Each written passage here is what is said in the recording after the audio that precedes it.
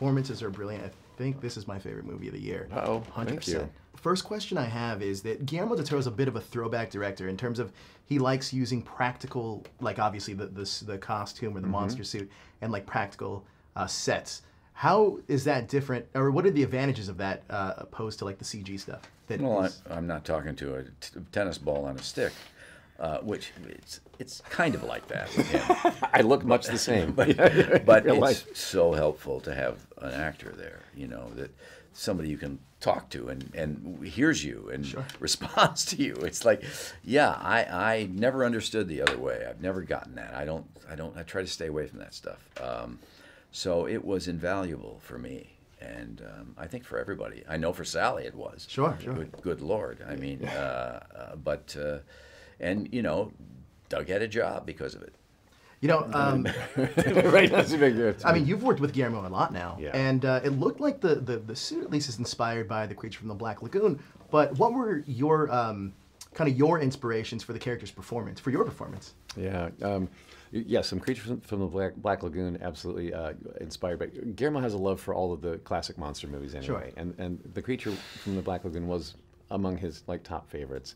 And so knowing that this was a nod to that, I wanted to channel the animal from the wild, as opposed to other characters I've played for him before that have been fantastical looking, but have had great dialogue and great and gentlemanly hand gestures and all this.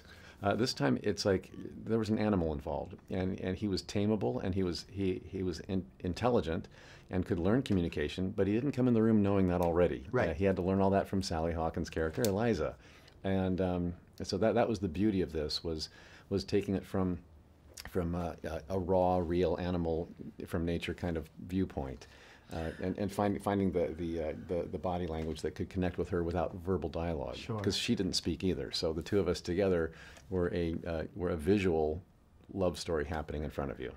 But you know, I think you knew. I mean, I get Giles. I'm playing Giles.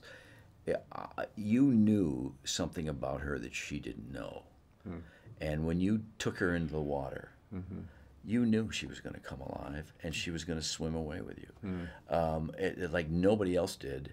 But there was a wisdom about this creature that it was really apparent at the very end of the movie. At the end, It's like, oh, you want to say, oh my God, he's smarter than everybody in this film. Smarter than Michael. When Michael Shannon says you are a god, he means it. It's like, and you know, it's like, yes, I am. Slash your throat, and now give me her. It'll be fine. You give it to me, and you know, it's like there's incredible wisdom to him. You know, Giles is my favorite character in the film, and he's so relatable.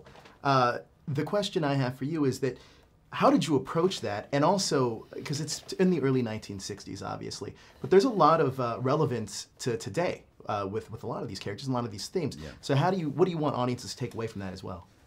Well, I mean, he did it on purpose. Sure. He did. It's an adult fairy tale for today, and what I really want them to, I want them.